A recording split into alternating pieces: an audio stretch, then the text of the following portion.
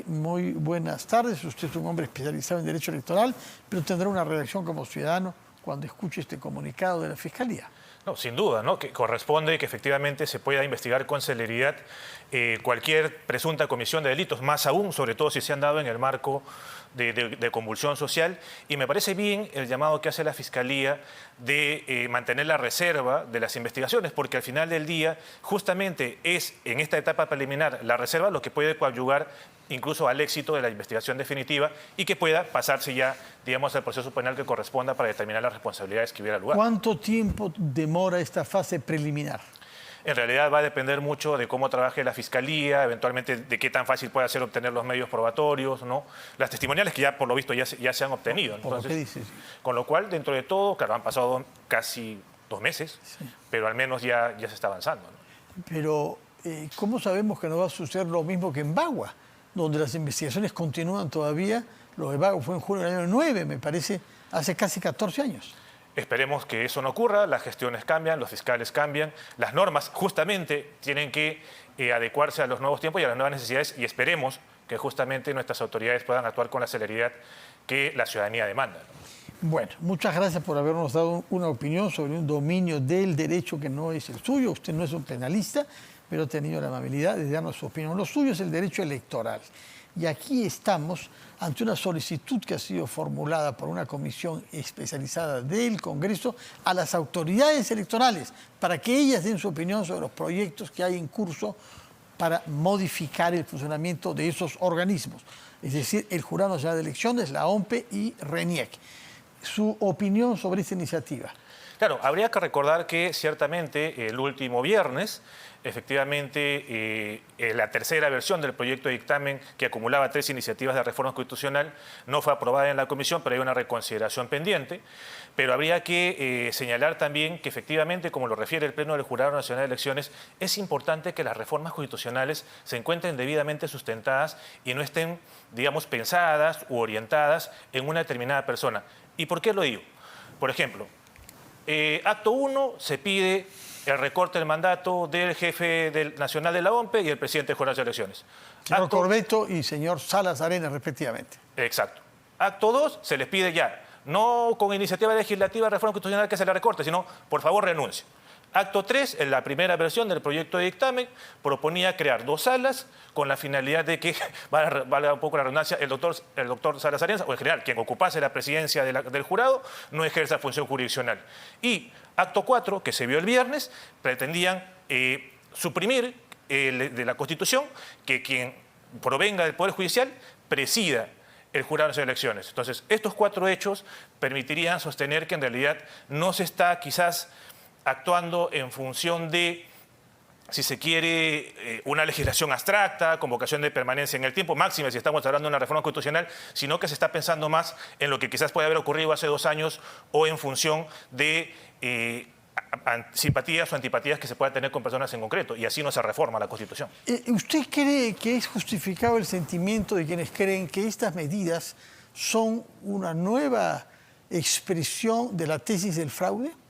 ¿Castigar a autoridades a las que se le reprochó en su momento haber avalado un fraude electoral para que Pedro Castillo llegue a la presidencia?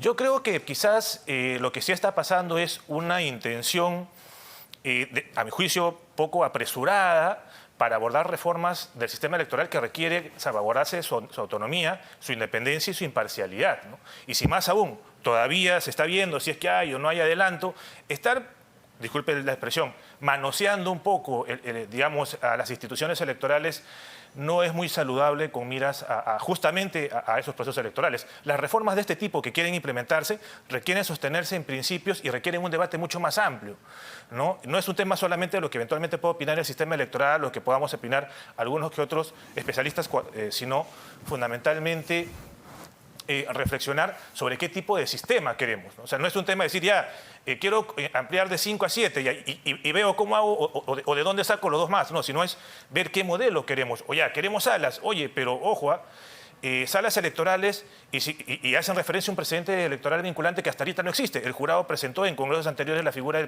para aprobar la figura del presidente electoral vinculante y hasta ahorita no se aprueba. Entonces, creo que hay todavía un escalón un poquito más abajo en el cual se tendría que reflexionar, que son las reformas electorales a nivel legal, para de ahí poder eventualmente dar un salto más grande, que sería una reforma constitucional. Ahora, lo que llama la atención es que congresistas que no son capaces de adelantar las elecciones, que no han sido capaces de generar un consenso en torno a eso, al revés, se ha retrocedido, porque hubo un voto para fijar una fecha en abril, un voto de 93 congresistas, y ese voto quedó disuelto por las maniobras que se hicieron después de las tentativas de adelantar eso, terminó en que se anulaba lo que se había votado y no había nada en vez. Llama la atención que los congresistas que han actuado de esa manera, sin embargo, quieran persistir en buena cuenta, tener injerencia en las autoridades electorales. Y es una muy buena pregunta, una muy buena reflexión la que usted está haciendo, Fernando, porque... Prefiero pregunta que reflexión, de mi Perfecto. Que como justamente lo mencionaba la congresista Montesa, ¿no? O sea, ellos están apuntando 87 votos.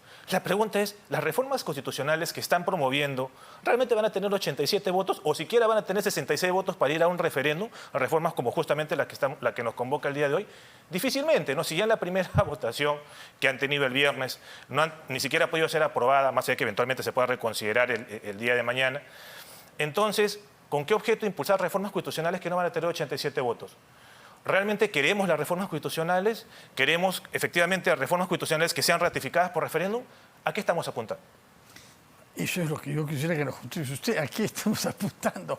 Pero para llegar a una respuesta de eso, quisiéramos que nos explique con la mayor claridad, porque el tema es complejo, cuáles son esas reformas que se quieren introducir en el funcionamiento del Jurado Nacional de Elecciones, que es la entidad que hace cabeza, naturalmente, en todo el sistema. ¿Cuál sería el nuevo procedimiento para elegir a los miembros? Ya no 5, sino 7 quizá, ya no en una sala única de 5, sino 2 salas, etcétera. Independientemente de eso, ¿cuál es el mecanismo para elegir esos miembros? Claro, usted ha dicho muy bien, es elegir, no seleccionar. Entonces, lo que están haciendo al querer modificar el 179 de la Constitución, es decir, ya no van a ser 5 magistrados, 5 miembros del Pleno, sino 7. ¿De dónde colocamos dos miembros más? De los colegios profesionales. Han vuelto a la primera redacción del primer proyecto de dictamen. Es decir, sea uno de cada institución, pero en el caso de los colegios profesionales van a poder colocar 3, no solo uno, colegios profesionales del país. Entonces, uno que ya es, ¿no?, el de abogados de Lima. Exacto. Y 2 nuevos. Claro, porque ya quieren cambiar, y en realidad eso ya viene de tiempo, porque hay una reforma constitucional aprobada en la Comisión de Constitución y que todavía está pendiente de ser debatida en el Pleno, para que ese tercer miembro ya no sea elegido por los colegios de abogados, por el Colegio de Abogados de Lima, sino por todos los colegios profesionales de abogados del país. Pero todavía ni siquiera se ve en el Pleno, ni siquiera en primera votación. Entonces, lo cierto es que lo que ellos quieren es simplemente ni siquiera cambiar la forma de elección a selección, sino fundamentalmente incrementar 2 miembros. ¿Por qué? Porque ello va a estar atado, como usted bien lo ha mencionado, don Fernando, a la creación de 2 salas electorales compuestas de 3-3. Evidentemente, el presidente no podrá integrar ninguna de estas 2 salas y que funcionarían en paralelo con el Pleno. Entonces, la primera pregunta ya a señalar es, bueno, pero estas salas... En realidad, la carga procesal del jurado en periodo no electoral justifica que existan 2 salas resolviendo en paralelo con el Pleno. A mi juicio, no. Ahora, incluso en el periodo electoral se tiene que resolver de manera muy rápida. Entonces, si voy a tener... Claro, hay un plazo limitado para dirimir todas las objeciones que aparezcan, ¿no? Y plazo que terminaría siendo exigible para las 2 salas y también para el Pleno. Y adicionalmente a ello, si justamente yo miembro de una sala, por ejemplo, imaginemos que los 3 representantes de los colegios de abogados forman una única sala. Si yo sé que yo voy a pronunciarme en última instancia, ¿qué incentivo tengo para respetar un precedente electoral vinculante en el supuesto que existiera? Ninguno, porque terminaría dándote un amparo. Ah, ya. El amparo electoral va a resolverse lo suficientemente rápido como para que se restablezca la tutela del derecho de esa organización política o de ese candidato eventualmente excluido o cuya lista ha sido declarada improcedente. No. ¿Qué se genera? Una irreparabilidad en el daño al derecho fundamental. Y esa irreparabilidad en el daño, ¿qué genera? Una merma en la legitimidad del sistema electoral. ¿Por qué? Porque luego van a decir que el resultado, si hubiese participado esa persona que fue indebidamente excluida, hubiese sido otro. Ahora, lo que me llama más la atención a mí es que un organismo conocido por su rigor y su prestigio totalmente insospechable de tener simpatías por Pedro Castillo y lo que él representa, como la unidad de investigación del Economist, que ha degradado la calidad de nuestra democracia. De los 5 criterios que ellos aplican para definir que nuestra democracia tiene un carácter híbrido, el único que no es eficiente es el sistema electoral, porque ellos consideran, una vez analizado las cosas con rigor y recibido los informes técnicos, que nuestro sistema electoral funciona bien. Exacto, 8.75. Ahora, ¿por qué el Economist piensa eso? Y acá hay congresistas que consideran que la gran tarea en este momento es modificar el funcionamiento y modificar eventualmente los miembros del jurado. Claro, creo que hay que pasar de lo emotivo al argumentativo y creo que lamentablemente la dimensión política hace que se quede en el ámbito de lo emotivo, de lo especulativo, más que de lo argumentativo y lo objetivo, ¿no? Lo objetivo es que ha habido denuncias que se han ido archivando en el Ministerio Público. Lo cierto es que... La de fraude, la que votaron muertos, la que se usurparon identidades, etcétera, ¿no? Claro, y que incluso el informe final de la comisión investigadora... La propia comisión. Tampoco fue aprobado por el Pleno. Sí. Entonces, la base objetiva sobre la cual se sostiene ello materialmente no existe, ¿no? Y como se diría, claro, evidentemente no hay... digamos, nada está escrito en piedra, pero como se diría en términos futbolísticos, equipo que gana no se cambia, ¿no? Y entonces, si el sistema electoral, o sea, si la no se cambia, electorales... sobre todo que tiene un plazo fijado por la Constitución, ¿no? Lo que se quiere es violentar esos plazos y descabezar a la autoridad electoral, por lo que entiendo, ¿o no? Bueno, por lo que se dieron en estos 4 hechos que le acabo de describir, pareciera que en realidad lo que se quiere es neutralizar, independientemente de quién esté en este momento en el cargo, neutralizar a la figura del presidente. ¿No? Porque si al final del día, bueno, o en todo caso al representante del Poder Judicial, porque si le quiero quitar a la representante del Poder Judicial la presidencia, sin siquiera definir cómo voy a elegir, por qué periodo voy a elegir, con qué mayoría voy a elegir, si eventualmente le quiero quitar la función jurisdiccional a la presidencia a través de eventualmente de crear 2 salas, o si lo quiero invitar a renunciar, o si lo quiero eventualmente, digamos, apartar del cargo, siendo que si en todo caso, si hubiese habido alguna irregularidad, ahí está la Junta Nacional de Justicia, ¿no? Incluso también para el caso del jefe nacional de la OMPE, que puede ser removido por falta grave por la Junta Nacional de Justicia. Ahora, ¿se promovió algo usted sobre dice hay que pasar de las actitudes emotivas a las argumentativas.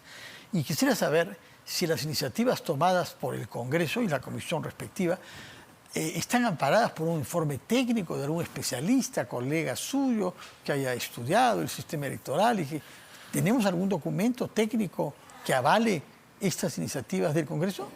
Bueno, a ver, respecto a la parte considerativa del proyecto de dictamen que fue votado el pasado viernes, se trataba de sostener fundamentalmente en el tema de la provisionalidad. Pero, por ejemplo, no había argumentación sobre, por ejemplo, por qué quitarle la presidencia al representante del Poder, a que sea elegido por el Poder Judicial.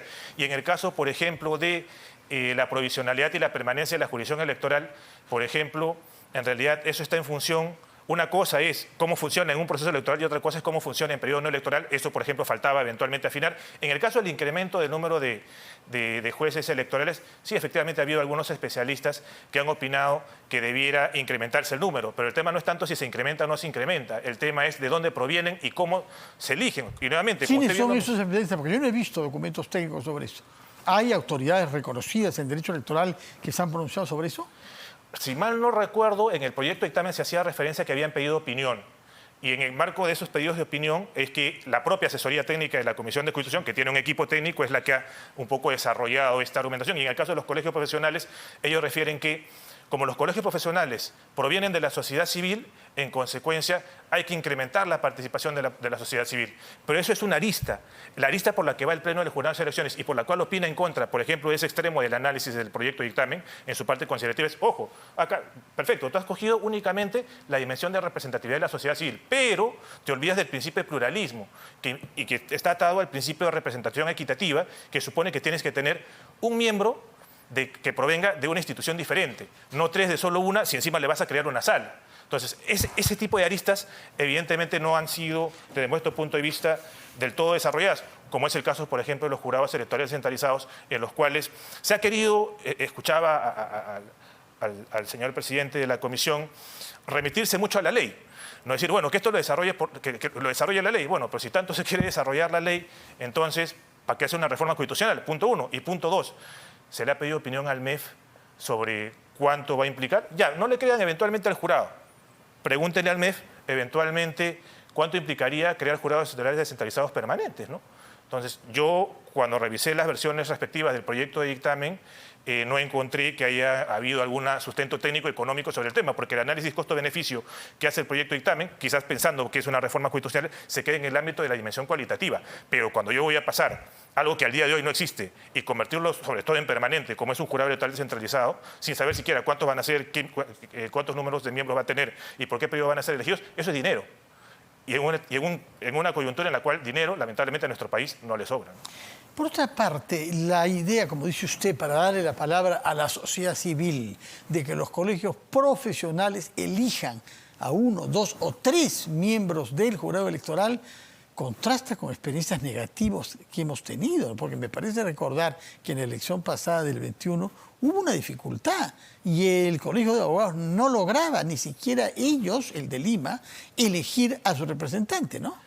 Claro, a través de recurrir a la jurisdicción constitucional se suspendía con cierta frecuencia. Hubo pleitos entre ellos, unos pleitos entre abogados del Colegio de Abogados que paralizó la capacidad durante largo tiempo de que el colegio tenga un miembro en el Jurado Nacional y en vez de 5 eran solo 4.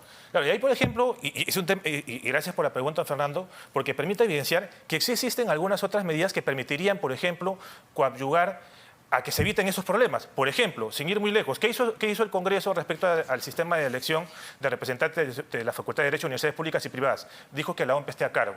En virtud de ello, por ejemplo, ya en este mes se está eligiendo al representante de las universidades públicas, de las universidades privadas, disculpe, ¿no? Porque ahorita está el doctor Sánchez de manera provisional. Entonces, ¿por qué eventualmente no pensar que de repente algunas elecciones, justamente las más representativas, no cuenten solamente con asistencia técnica facultativa, eventualmente de la OMP, sino de repente o con asistencia técnica obligatoria o si no bajo organización de la OMP?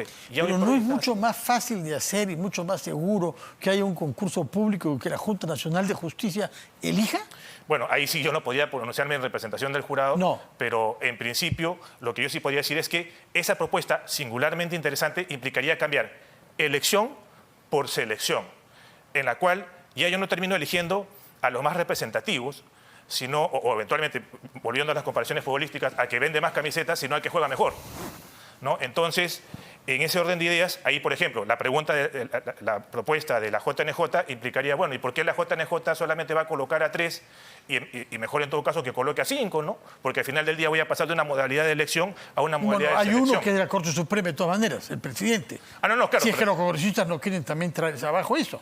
No, claro, justamente a lo que voy es nuevamente, a partir de qué principio, a partir de qué prisma, yo evalúo el procedimiento de conformación del sistema electoral, ¿no? Porque podemos tener distintos modelos, ¿no? Hay modelos... Ahora, una última pregunta. Este tema ha sido abordado por el Consejo de Derechos Humanos de la ONU con sede en Ginebra. Y por lo que tengo, no sé si usted ha dado seguimiento a esa evolución a nivel internacional, y uno de los países que ha votado afirmando que acá hay un manoseo de la autoridad electoral es Luxemburgo, el Gran Ducado, que es un país insospechable de querer perturbar en un sentido inconveniente nuestra democracia, ¿no? Bueno, sin tomar en consideración las considerables misiones de observación electoral, ¿no? Porque nuevamente nos quedamos en el 2021 y nos hemos olvidado que en el 2022, con más o con menos, tampoco es que haya habido un informe, una misión electoral, de observación electoral que haya dicho que ha habido irregularidades. Producto de ello es que... Irregularidades sí, quizá, ¿no? Fraude es lo que no ha habido. Irregularidades siempre hay. Se puede discrepar de criterios interpretativos, hasta yo podría discrepar de criterios interpretativos. Sí. De ahí a decir que son irregularidades ya es un tema distinto, ¿no? Bueno, señor José Naupari, muchas gracias. Hemos aprovechado su conocimiento como especialista.